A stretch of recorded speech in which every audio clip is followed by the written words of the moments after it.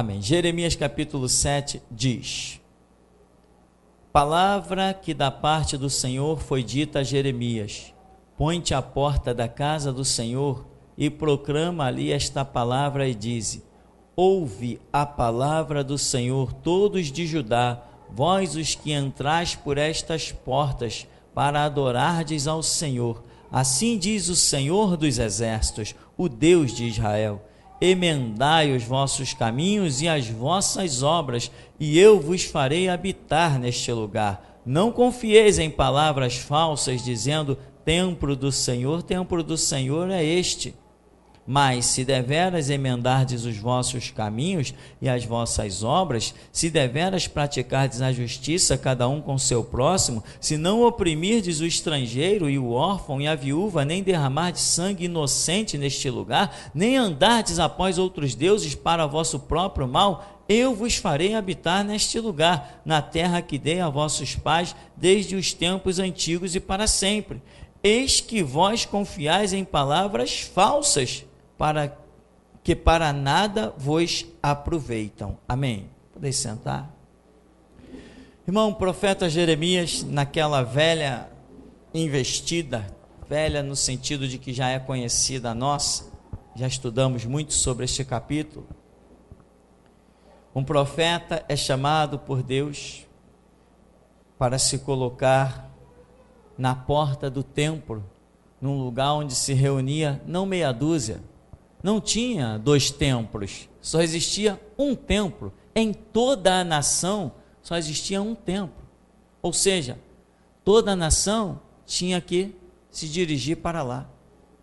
Aí quando a nação vai se dirigindo para lá, isso está incluindo escribas, sacerdotes, sumo sacerdote, lideranças do povo, reis, oficiais, toda a turma elitizada que você possa imaginar.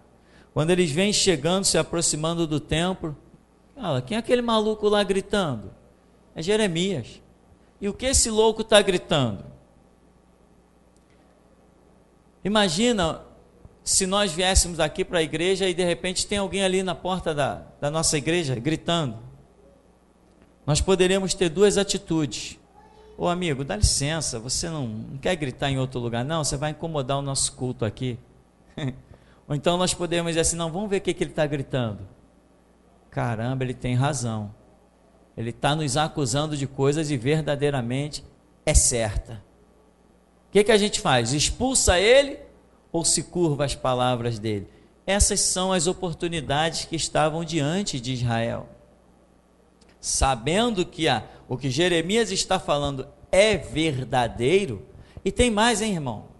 Ainda digo mais: ainda que Jeremias não estivesse falando coisas que eles se vissem acusados, ainda que não estivesse falando coisas que eles se vissem acusados, todavia, o que Jeremias está falando são palavras nobres: emendar os caminhos, apresentar veredas justas diante do Senhor, não oprimir o estrangeiro e o órfão, e tem outras coisas que ele fala aqui, não confiar em palavras falsas. O simples fato do que Jeremias está falando já deveria ser aceito pelo aquele povo. Mas sabe qual era o problema do povo de Israel? Como os profetas diziam: um povo de dura cerviz e obstinado de coração. Ezequiel recebe do Senhor Deus a seguinte palavra: Ezequiel, este povo tem a fronte como pederneira. Sabe o que é pederneira? Pedreira, essas pedras aí, que só se consegue furar com brocas especiais diamantadas que a ciência inventou. É assim que se consegue furar essas pedras, pederneira. Aí Deus diz assim: Jeremias, mas não temas, porque para você pregar para eles, eu fiz a tua fronte como diamante, mais dura ainda do que a deles. Você vai conseguir cortar o semblante deles e vai pregar para eles. Mas Jeremias tinha medo da própria vida, na mão dos seus próprios irmãos, porque já sabia que o seu povo era um povo obstinado. Podiam ouvir a verdade, mas não se curvavam à verdade. Aí Jeremias está dizendo aqui, quando Deus manda ele para a porta, né? Ouve a palavra do Senhor, vós todos, emendai os vossos caminhos, e não adianta dizer, templo do Senhor, templo do Senhor, templo do Senhor é este. Vocês estão confiando em palavras falsas. Sabe o que está acontecendo aqui, irmão? Eles achavam que porque um templo físico de pedra e outros utensílios, madeira e ouro, estava de pé, que pronto, era o bastante para Deus estar no meio deles. Isto é uma marca em Israel, olhar para as coisas naturais e julgar que está tudo bem no mundo espiritual. E eu afirmo que nem sempre isto é a realidade. Às vezes você só prospera no natural, realmente no visível, quando a sua vida espiritualmente está bem. Mas às vezes não. Às vezes você pode ter muitas coisas naturais, todo mundo pode olhar para você e te olhar como um bem-aventurado, como aquele homem da parábola que demoliu seus celeiros pequenos, construiu celeiros maiores e que está abastecido, rico, está afortunado, mas Deus está te olhando como um louco, como um vazio, que quando Deus pedir a tua alma, você não terá nada para apresentar. Então, aqui, o povo está vindo e Jeremias, ei, o que vocês vieram fazer aqui? Não, nós viemos adorar o Senhor. Senhor, que conversa fiada, vocês vão clamar e ele não vai ouvir, vocês vão estender as mãos, ele vai virar o rosto, o cântico de vocês para Deus vai ser uma abominação, vai incomodar ele. Vocês querem que Deus ouça vocês? Corrige o caminho de vocês com dignidade e honra. Não, mas templo do Senhor, esquece esses falsos profetas que profetizam um Deus que é espírito, vinculado a uma coisa palpável. Esquece. Deus é espírito e verdade, e importa que os seus adoradores o adorem em espírito e em verdade. Se passar um terremoto e não deixar aqui pedra sobre pedra, isso não vai desfazer de mim o fato de eu ser um verdadeiro adorador. Eu não preciso de uma casa para adorar a Deus. Quem é um verdadeiro adorador não adora nem no monte de Jerusalém, nem no monte de Samaria, nem no monte de Betel. Adora em espírito e em verdade. Por onde você anda, lá vai o templo ambulante de Deus, cheio do espírito e da glória de Deus. Isso é postura, irmão. É isso que Deus está cobrando de toda uma nação. Muita gente diz assim, vou na igreja. Tá, é um costume já coloquial, é uma forma da gente falar, né? Vou na igreja. Tá bom, mas se a pessoa chegar naquele dia e por algum motivo a porta da igreja estiver fechada, naquele dia ela não adora, ela não louva, ela não lê Bíblia, ela não faz nada. Porque ela se acostumou que o Deus dela está dentro de 4 paredes de um templo.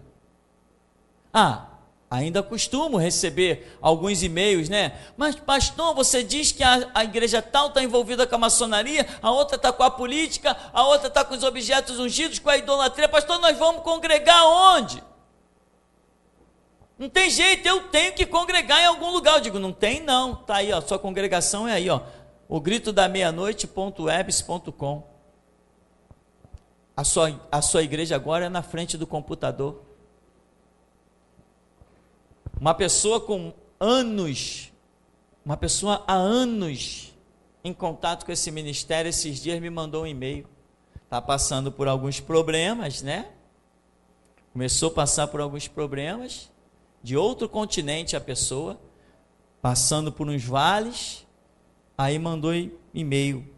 Pastor, que tal, e não, eu estou aqui indo na igrejinha tal, na assembleia não sei das quantas, e tem aqueles rituais lá de Santa Ceia e etc, e jejum. Não, mas eu até participei da Santa Ceia, mas com o meu coração sabendo que aquilo não tem nada a ver. Meu irmão, vai brincar com Deus? Vai brincar com o diabo, né, meu irmão? Uma pessoa há anos em contato com o ministério, Eu falei assim, então aí está a razão dos seus problemas. Desde a primeira vez que você teve contato com a Voz da Restauração, até o dia de hoje, anos se passaram e você permanece tão cega quando desde o primeiro dia que conheceu a Voz da Restauração. Por acaso você está me comparando com esses pastores, dizendo que pode estar em contato com a Voz da Restauração e contato com eles? Está me comparando a eles? Entende, irmão? Aí a gente descobre como é que as pessoas sofrem. Um outro de São Paulo, também, há anos esse homem estava em contato com o ministério, anos. Aí começou, daqui a pouco, pastor, que eu estou com esse problema, que eu caí endemoniado, caí possesso. Aí puxamos mais a fundo, não, que eu estava congregando numa igrejinha aqui, meu irmão, estava congregando na igrejinha, então vai lá pedir para os pastores da igrejinha expulsar os teus demônios, me larga de mão. As pessoas estão achando que Voz da Restauração é babá. Irmão, isso aqui não tem babá. Aqui a obra é corrida, a obra aqui é corrida, ela vai acontecendo a passos largos, e eu não posso me distrair, senão até eu fico para trás.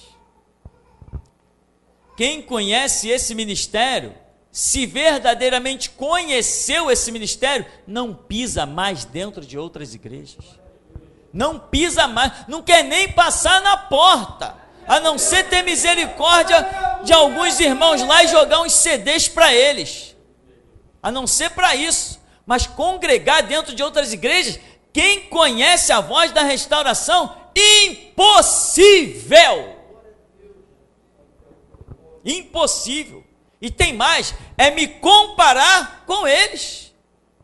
Tem gente que dá um pulinho aqui e dá um pulinho lá. Irmão, escolhe de vez, fica lá. Escolhe de vez, fica para lá. Porque senão está arriscado numa palavra parecer que tem tudo a ver. Irmão, eu não me presto de modo algum a nenhum desses pastores que tem por aí. Batista, metodista, wesleyano, presbiteriano, assembleiano. Eu não me comparo a eles não, irmão. Se alguém me comparar a eles, eu digo, ferrou, estou a caminho do inferno. Eu não posso ser comparado a eles. Pois se eu sou o chicote sobre eles, sou eu que atravesso a espada no coração deles. Sou eu que estou com a espada apontada na cabeça de todos os pastores do Brasil e do mundo. Como que alguém vai me comparar a eles? Não está entendendo nada, está viajando. Por acaso algum deles prega o que eu prego, faz o que eu faço? Por acaso a igreja deles, quando é convocada, tem pessoas que vão lá expor a vida diante de revólveres e diante do sistema judiciário? A igreja deles é igual a essa? Mas não é de forma alguma. Impossível! Como é que eles ousam dizer que são da restauração e pisam dentro desses antros satânicos rotulados de igreja evangélica? São pessoas que não se libertaram dos templos e não aprenderam a ser igreja. Tem que se libertar, irmão, dos templos, né?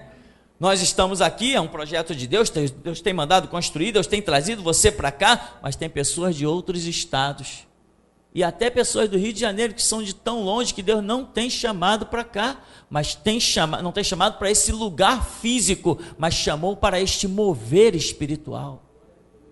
Toda hora é alguém, pastor, gente que eu não conheço, de tudo que é canto do Brasil, gente do Nordeste, gente do Sul, gente do Centro-Oeste, de tudo que é região do Brasil. Pastor, por gentileza, me manda a conta que eu quero mandar o meu dízimo.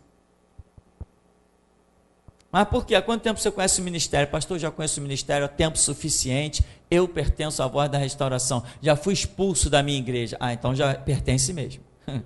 Se já foi expulso da sua igreja, se já foi chamado de ovelha negra, se já foi chamado de maluco, discípulo do Tupirani, então verdadeiramente você é um restaurador. Você tem esse chamado.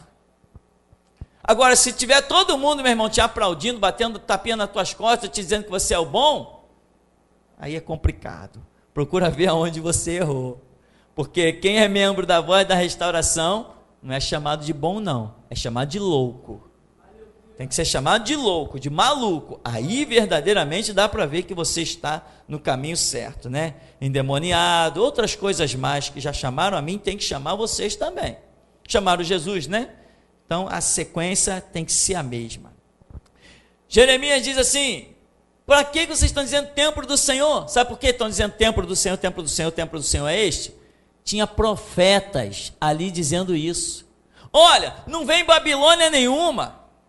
Nós não vamos ser levados como escravo nada. Não vamos ser cativos. Deus vai suscitar um livramento poderoso. Deus vai nos ajudar. Porque, olha, este é o templo do Senhor. Meu irmão, quando eu saio na rua, confiante, dizendo: diabo, se hoje eu estou saindo na rua, se tu aparecer na frente do meu carro, eu te atropelo, eu acabo contigo. Se tu aparecer na minha frente, eu te pego pelo chifre, diabo, e acabo contigo. Mas eu não chego ali na rua, meu irmão, e chego assim: diabo, olha aqui, ó, templo do Senhor é este. Não, meu irmão, eu chego para o diabo e digo assim, ó: diabo, olha para mim, templo do Senhor é este aqui. Entende, meu irmão? A Bíblia diz que Pedro e João iam passando na porta do templo chamada Formosa. E havia um homem sentado na porta do templo. Ele estava na porta do templo, mas ele continuou paralítico, aleijado. Há anos ele estava ali, com aquele ato mecânico de estender a mão para receber esmola. Mas quando Pedro e João disseram assim: olha, você está olhando para o templo errado. Olha para mim! E o homem ficou achando que ia receber uma esmola. Ele: não, olha para mim, olha para cá, olha para mim. Olha para o templo do Senhor. Eu não tenho prata, eu não tenho ouro, mas o que eu tenho aqui dentro é o templo do Senhor. Eu tenho. Eu te dou, em nome de Jesus Cristo Nazareno. Levanta e anda. Meu irmão, o milagre não está dentro desse templo.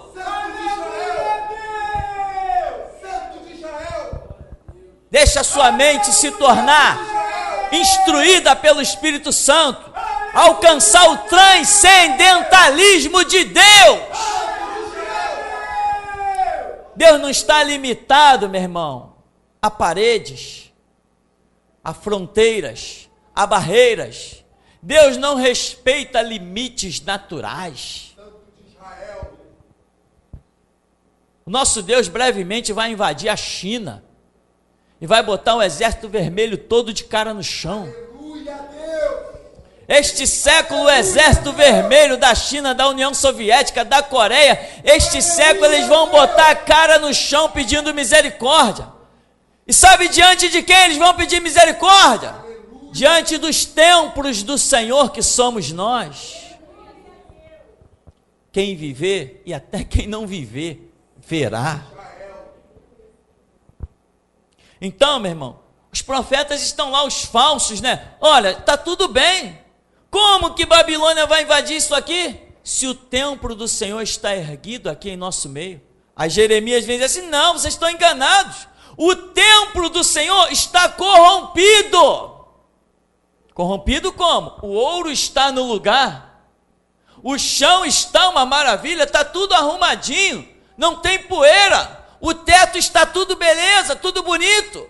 Ah lá, podemos repetir o que disse Davi, ó: o pardal encontrou casa, andorinha ninho para si, para sua prole. Ah lá, que maravilha está isso aqui. Jeremias está dizendo assim: não, isso aí não, as paredes não se corrompem, nem o chão, nem o teto. O templo do Senhor são vocês, e vocês estão corrompidos. O apóstolo Paulo escreve dizendo que Deus não habita em templos feitos por mãos humanas. Quem fez a mim e a você? Não foi nenhuma mão humana, e é por isso que ele habita em nós. Mas habita mesmo, irmão. Habita mesmo. Sabe o que é habitar mesmo? Habita mesmo. Eu sinto o Espírito Santo correr dentro de mim, mais do que o meu sangue nas minhas veias. E a minha primeira experiência dessa foi no retiro de uma igreja que tinha um monte, nós fomos orar. e de repente estávamos cantando uma música, a música que diz assim, Emanuel, Emanuel, sua glória está neste lugar, aleluia, aleluia, glorifica o teu nome. E quando estávamos cantando isso, na verdade, o pessoal estava, eu era novo na igreja, não conhecia esse hino. Eu senti que quando aquela irmã que dirigia aquele momento de oração e clamor, ela estava cantando, eu senti no ar, assim, como se alguma coisa viesse pelo ar. E de repente aquela unção caiu sobre todo mundo, e eu senti uma coisa dentro de mim, e quando aquilo se mexeu dentro de mim, eu falei, caramba, o Espírito Santo está aqui. Está aqui dentro de mim, eu senti o Espírito Santo se mexer dentro de mim. Você é o templo do Senhor, meu irmão. Não queira ver poder de Deus, não venha, não saia da tua casa, vindo nesse lugar esperando o milagre. O milagre não acontece porque você sai da tua casa e pisa nesse chão feito de concreto, de cimento, de ferro.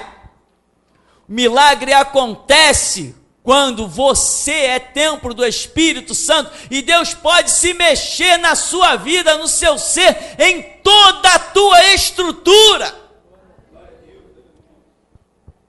Deus não está numa coluna, Deus não está numa pilastra, e o povo de Israel estava confiando nisto. O nosso templo está de pé, então Deus é conosco. Não, nada disso. Os nossos irmãos se reuniam aonde? Catatumbas, dentro de cemitérios, nas cavernas, não tinham templo. E tem mais, João Batista não tinha templo nenhum, estava pregando às margens do Jordão, e a Bíblia diz que Anás e Caifás eram sumos sacerdotes, mas a palavra veio a João Batista no deserto. Deus não estava se manifestando no templo, a palavra dele não estava no templo, não estava com sumo sacerdote, estava com o restaurador João Batista nas margens do Jordão. Deus não habita em templos feitos por mãos de homens. O apóstolo Paulo diz, não sabeis vós que vocês são o templo do Espírito Santo, e se alguém destruir esse templo do Espírito Santo que é santo, Deus o destruirá também. Mas o povo está confiando em quê? O povo está confiando, não sei do que era feito aquele templo lá, argamassa, barro, madeira, revestido de ouro, tinha tudo isso naquele templo, que até então era uma obra maravilhosa na direção de Deus, mas não é o fato de Deus te conceder algo natural, que também o espiritual está perfeito. E aí tem que entrar, irmão, a vigilância séria da sua vida, porque Israel caiu, por quê? Por que Israel caiu, irmão? Eu te digo por que Israel caiu. Israel caiu porque enriqueceu. Israel tinha os seus dias de trabalho, Deus deu dia de descanso, é um privilégio muito grande para Israel, mas Israel largou Deus completamente. Muitas vezes o povo de Israel já planejava o seguinte, olha, no sábado nós não podemos caminhar, mas eu tenho um grande negócio para fazer na outra cidade. Só que se eu for naquela cidade, eu não vou poder voltar. Então vou fazer o seguinte, eu vou marcar um esquema, fico por lá mesmo, eu não transgrido o sábado, fico por lá mesmo. Entendeu a estratégia? Eu não vou transgredir o sábado, vou lá, faço o meu negócio, prospero, troco os meus animais, enriqueço e fico por lá. Não volto, senão quando eu estiver entrando na cidade no sábado, eu vou ser um transgressor do sábado. Ele não seria um transgressor do sábado porque estava fazendo obras, caminhando mais do que o que era permitido no sábado. Ele já era um transgressor do sábado pela sua maligna intenção. Ao contrário, ele deveria dizer o seguinte, não, vem o sábado aí, então hoje é sexta, eu não vou fazer nenhum negócio, porque se eu sair da cidade, eu não vou poder estar na sinagoga para cultuar e para estudar a palavra do meu Deus. Deixa o negócio para lá, porque vale mais buscar a face do Deus Todo-Poderoso. Uma vez um irmão aqui desse ministério, no começo do ministério, trabalhava com segurança particular, essas coisas de banco. Aí um dia eu estou pregando, aí meus olhos passou assim, eu vi o irmão. Quando eu voltei, eu falei, ué, mas aquele irmão não está aí. Quando eu olhei, ele sumiu. Falei, sabia que ele não estava aí. No dia seguinte, no próximo dia de culto, o irmão chegou, eu falei assim, rapaz, no culto passado você não pôde vir não? Não, pastor, sabe como é, né? Eu fui cobrir a segurança lá de um colega, e poxa, são 50 na mão, né? Imagina, irmão, imagina, quanto você pagaria por essa pregação, que Deus está trabalhando dentro da tua alma e do teu espírito? Quanto vale essa pregação? Com 50 tu compra o quê? Uns quilos de arroz, feijão, uma carne? E com essa palavra que salta para a vida eterna, que faz jorrar de você rios de águas vivas, quanto você paga por essa palavra? Você entende porque Jesus Cristo disse, de graça recebeste, de graça dai? Porque se fosse colocar valor, meu irmão, ninguém compraria. Deixaria guardado no céu, porque nenhum homem poderia comprar. Mas o povo está lá iludido. Os profetas, né? Não, Deus está com a gente. Aí agrediam Jeremias, batiam Jeremias, empurravam Jeremias. Na hora de passar, davam trombada nele na porta do templo. Vai profetizar lá na casa do teu pai.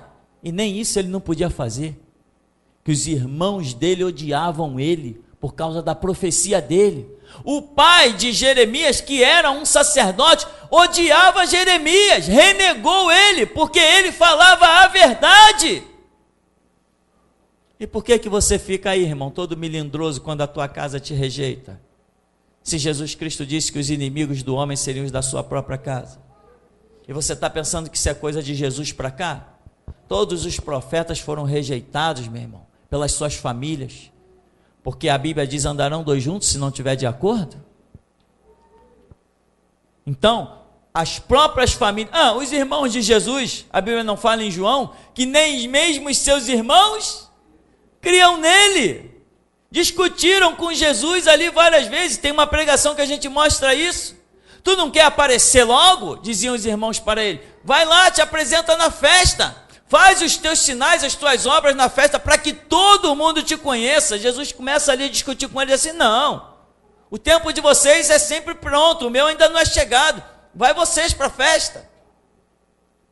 E a Bíblia escreve, João escreve dizendo assim, nem mesmo os seus irmãos criam nele, tanto que quando Jesus está pregando numa determinada localidade, alguém vem e diz assim, Senhor, tua família, tua mãe, teus irmãos, está tudo lá fora te esperando. Ele, minha família o quê, rapaz? Minha família o quê? Esse histórico já era antigo, essa rejeição com relação a Jesus já era antiga.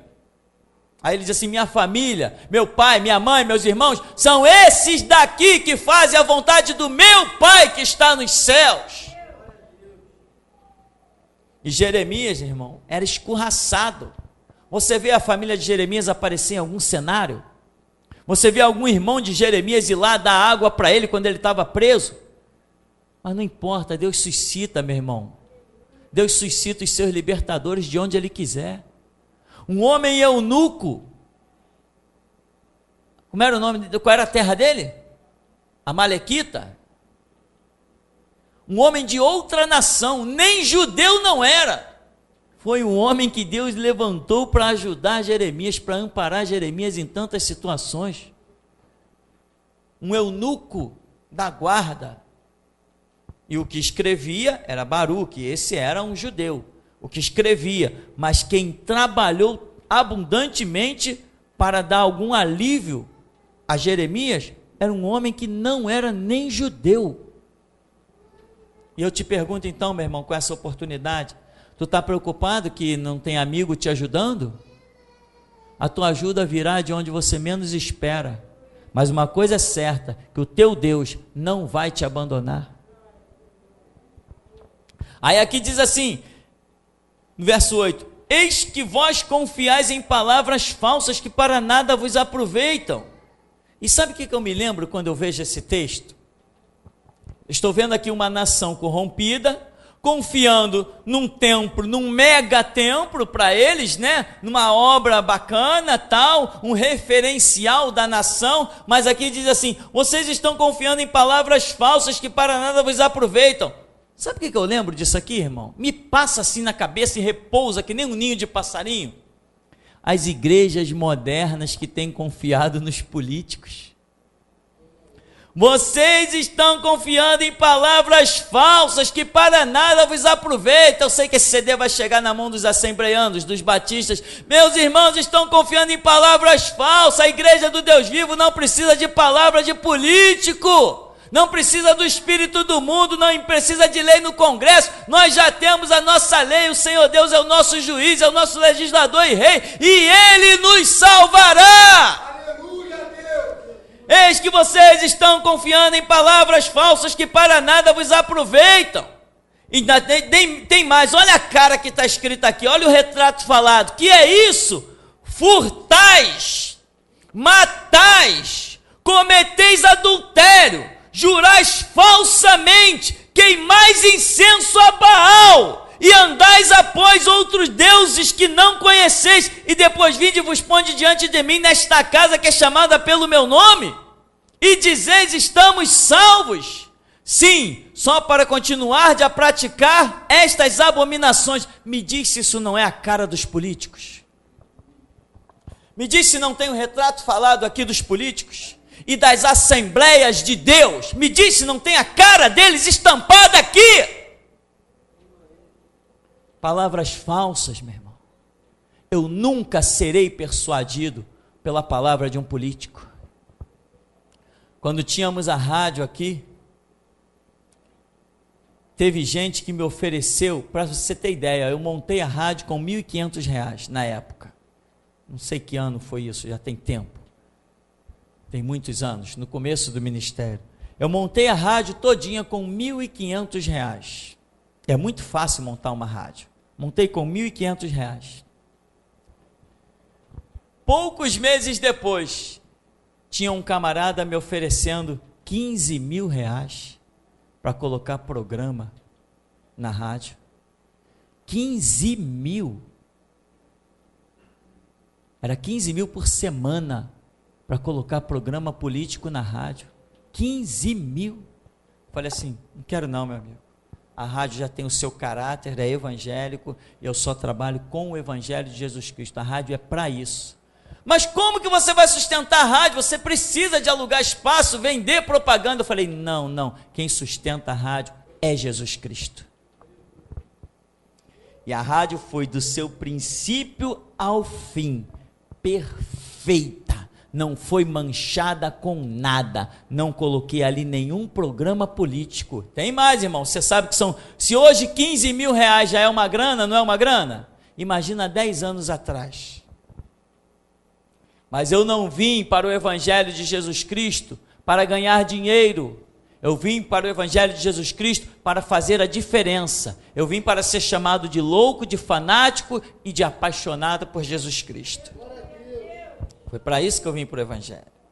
Aí diz assim, vocês matam, vocês roubam, vocês cometem adultério, vocês juram falsamente e depois vêm perante a casa do Senhor dizer, estamos salvos, só para continuar fazendo as mesmas abominações. Aí diz no verso 11, será esta casa que se chama pelo meu nome um covil de salteadores aos vossos olhos? Eis que eu mesmo vi isto, diz o Senhor. Ou seja, por acaso isso aqui é um templo de covil de salteadores? Uma casa de prostituição? Ah, não é? Então o que vocês vieram fazer aqui dentro? É o que Jeremias está dizendo. A minha casa é isso? Eles diriam, não é isso. Ora, se não é isso, o que vocês estão fazendo aqui dentro? Porque tudo que vocês fazem é roubar, é enganar, é mentir, é furtar, é tirar o direito dos órfãos, é oprimir os estrangeiros. Deus nunca aceitou nenhum tipo de opressão, nem sobre os estrangeiros. Amém, meu irmão? E se tem uma coisa que a Bíblia mostra, é a exaltação de alguns estrangeiros. Raabe, a meretriz, Ruth, a moabita. Quem mais? Ih, tem tanta gente. Tem um monte, né? O que ajudou a carregar a cruz. Deus mostra a exaltação de várias pessoas que não faziam parte do povo de Israel. Isso já era um sinal que Deus realmente iria exercer a sua misericórdia sobre nós. E aqui então diz: mas ide agora ao meu lugar que estava em Siló, onde no princípio fiz habitar o meu nome, e vede o que lhe fiz por causa da maldade do meu povo de Israel. Agora, pois, visto que fazeis todas estas obras, diz o Senhor, e eu vos falei, começando de madrugada, e não me ouvistes, chamei-vos e não me respondestes, farei também a esta casa que se chama pelo meu nome, na qual confiais, a este lugar que vos dei, a vós outros e a vossos pais, como fiz a Siló, lançar-vos-ei da minha presença, como arrojei a todos os vossos irmãos, a toda a posteridade de Efraim. No verso 16 diz assim: tu, pois, Jeremias, não intercedas por este povo, nem levantes por ele clamor ou oração, não me importunes, porque eu não te ouvirei. Olha a ira de Deus contra o povo. Sabe o que Deus diz para o povo? Vocês são todos ignorantes. Vocês não leem, vocês não estudam, vocês não conhecem história. Vocês estão dizendo: templo do Senhor é este. Vai lá ver em Siló o que eu fiz com que era templo do Senhor e habitação do meu povo. Eu reduzi aquilo a nada e transformei aquilo em habitação de chacal. Vai lá ver, o futuro de vocês está escrito na história do passado.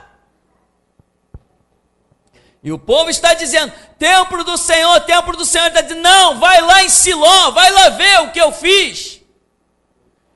A vida de vocês não condiz com a glória do templo. Se não condiz, meu irmão, é tempo perdido. Tempo perdido. Deus está dizendo: emendai os vossos caminhos e as vossas obras, e eu vos farei habitar neste lugar. Habitar num lugar não é porque Deus construiu um templo, habitar num lugar, o que sustenta o templo não são as paredes, o que sustenta o templo não é Deus, o que sustenta o templo é a igreja, que somos cada um de nós. Se nós formos firmes, constantes e fiéis, Deus vai olhar cada um de nós fiel, e se Ele mandar um dilúvio, primeiro Ele vai nos dar uma arca, e se Ele tiver que cercar a cidade com os inimigos, Ele vai nos retirar dela. E se o povo dentro dessa cidade for um povo fiel, Ele dirá: os inimigos não lançarão uma flecha contra essa cidade. Quem sustenta o templo não é Deus, quem sustenta o templo é a nossa dignidade, a nossa honra, a nossa santidade, o nosso temor, o nosso serviço ao Deus vivo é que sustenta todas as coisas.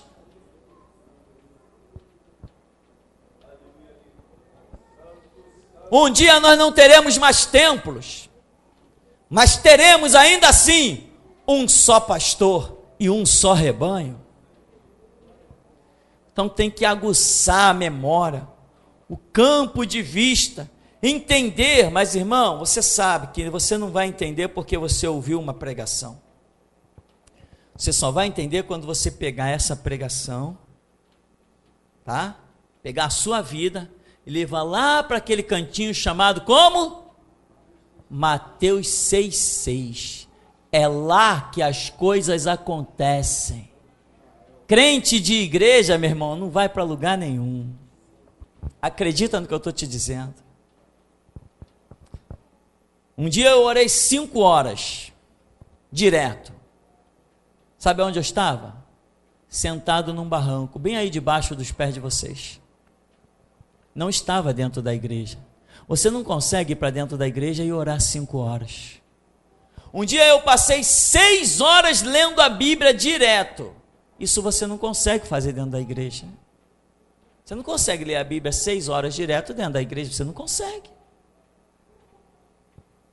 Ou seja, Jesus disse: tu quando orares, entra no templo, fecha a porta e fala com teu pai. Não, tu quando orares, entra no teu quarto. O que é quarto? A simbologia nos ensina que quarto é uma intimidade.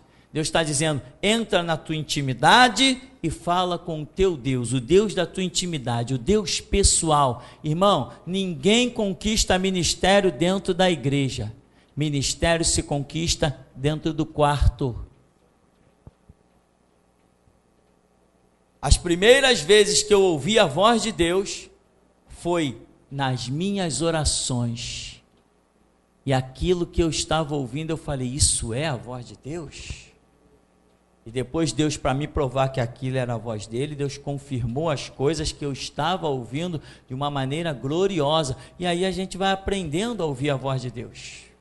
Mas acredita, irmão, o crente de igreja, o crente que se fanatizou por um templo, um crente que se fanatizou por um espaço físico, esse será apenas um crente ao longo da história. Mas aquele que aprendeu a fazer realmente do seu ser, do seu espírito, morada, templo do Espírito Santo, é esse que vai fazer a diferença sobre o planeta. E te digo outra coisa, irmão: Deus tem uma grande e tremenda obra para escrever os nossos nomes num memorial eterno com cada um de nós, mas o fato é que, infelizmente, nem todos alcançam isso. Você quer alcançar? Seja louco, apaixonado por Jesus, fanático. Determine que você poderá perder tudo, poderá até morar nas esquinas da rua, debaixo do viaduto, mas diga para Deus: se isso acontecer, eu não retiro o teu nome de sobre mim, os meus lábios vão te confessar todos os dias da minha vida, e seja pela vida, pela morte, pela fome, pelo perigo, espada ou nudez, o teu nome nos meus lábios, no meu coração vai ser glorificado. É assim, irmão, que se vence, tá? Então, o povo confiou em quê? O resultado está até hoje. Você sabe o que são os muros da lamentação? Eu não entendo muitas coisas, né? A gente se limita ao que lê nos livros. O muro das lamentações, o tão famoso muro das lamentações de Israel, o pessoal fica lá batendo cabeça, enfiando pedido de oração no meio das brechas. Aliás, que para achar um pedido, eu vi uma reportagem que o repórter tentou colocar um pedido entre as frechas das muralhas. Ele disse: poxa, está difícil achar um buraco aqui. Ele foi percorrendo a muralha até conseguir colocar no alto uma brechinha e enfiar o pedido dele lá, que o muro está todo tomado de pedidos. Pedido de judeu, pedido de gentio. Sabe o que é aquele muro? Aquele muro foi a sobra dos destroços de um templo. E até hoje os judeus olham para aquela muralha e dizem: Deus ainda vai nos restaurar. Por quê? Porque tem uma muralha de pedra aqui em pé. Ah, vai tomar vergonha, meu irmão. O memorial de Deus para as nossas vidas não são pedras, não são construções. O memorial de Deus para as nossas vidas é a aliança no sangue de Cristo e na sua palavra. Se eu sou fiel à palavra, eu vejo a glória de Deus. Se eu não sou fiel, eu não vejo. Não importa que haja um templo, um muro das lamentações ou qualquer outra palhaçada que tenha sobrado. Aquilo lá, na verdade, não sobrou para eles dizerem que eles vão ser restaurados, porque eles não serão restaurados. Restaurados serão os que clamarem pelo nosso Cristo no final deste século, não a nação judaica como um todo. Eles serão praticamente dizimados, chegarão à beira do extermínio. Vai acontecer com eles pior do que o que aconteceu na época de Hitler. Pior, muito pior, porque Jesus falou que daquele dia e hora nunca houve igual, e depois não haverá. O que vem aí é muito pior para os judeus.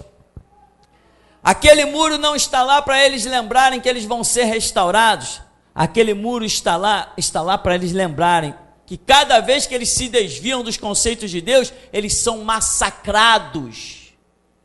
Só que o orgulho e a vaidade faz inverter os valores. Deus não vai restaurar a nação de Israel. Pastor, mas Paulo diz que um dia a nação vai se converter. Meu irmão, uma pessoa se converter ou um montão de gente se converter não tem nada a ver com restauração da nação. A nação de Israel nunca mais será restaurada. Deus não é injusto. não se cospe na cara de Cristo e depois vem desfrutar do privilégio do seu sangue. Nunca mais Israel será restaurado. Israel será uma terra habitada, como todas as partes do mundo, no milênio, sem nenhum privilégio. Cristo vai reinar? Vai reinar porque fez promessa não a eles, mas a Abraão, a Isaac e a Jacó. Eles não têm nada, essa geração moderna. De todos eles que cuspiram na cara de Cristo, chamaram o Filho de Deus de um endemoniado, eles não têm nada para herdar. O que eles têm é a chance de se arrepender como qualquer outro, como nós nos arrependemos ao Evangelho de Jesus Cristo, é o que eles têm a fazer. Eles não têm privilégio nenhum. Mas você ainda acha alguns pastores tontos, cegos e analfabetos, que dizem assim, poxa, os judeus já são salvos de natureza, né? E ele, ignorante desde o ventre. Não existe ninguém salvo de natureza. Ninguém, não é privilégio de ninguém ser judeu. Privilégio verdadeiramente é ter as suas vestes lavadas e branqueadas no sangue do Cordeiro de Deus, que tira o pecado do mundo. Isto sim é que é privilégio. Amém, irmão? Não olhe para as coisas naturais para exercer a tua confiança. Não. Aquele que tem os meus mandamentos e os guarda, é esse que me ama. E aquele que me ama será amado do meu Pai. Eu também o amarei e me manifestarei a ele. Amém, irmão? Até aqui nos tem ajudado, Senhor. Irmão André, tem algo a acrescentar, irmão? Amém. Nessa noite, Deus visitou esse lugar de uma forma muito especial mesmo. Mas Deus não só se limitou a este lugar, porque Ele é Deus. Deus nesta noite visitou a África, como há muito já tem visitado. Mas tem uma pessoa na África, nesse lugar onde ele se encontra, no culto, ele recebeu uma unção diferente. Recebeu uma unção diferente essa pessoa. O nome dele é Savanja, é isso? É André. Esse jovem recebeu uma unção tão poderosa nessa noite, mas tão poderosa, uma unção tão poderosa, mas tão poderosa ele recebeu. Deus tem uma palavra para a congregação nessa noite. Deus diz dessa forma: eu te dei do melhor, eu te dei do melhor, diz o Senhor. A pessoas específicas, eu te dei do melhor, mas você não valorizou o que eu te dei. Você não valorizou o que eu te dei, mas não ficará lançado a sós, não será perdida a minha palavra. Deus vai recolher esta palavra e vai dar a outros. O que era para ser teu, não vai ser mais teu, vai ser de outros. Vai ser de outros que não estão aqui fisicamente, mas estão ligados com o Senhor, e um só Espírito, diz o Senhor. Tem uma mulher que não está aqui nessa noite, eu não estou enxergando ela na congregação, e o Espírito de Deus também diz que ela não está neste lugar. Minha irmã, Deus está muito irado contigo, e eu tive 2 visões, pastor, de um anjo arrancando essa pessoa daqui de dentro. Essa pessoa, pastor, ela fechou uma porta que Deus abriu para ela mesma fechou, pelas suas próprias atitudes.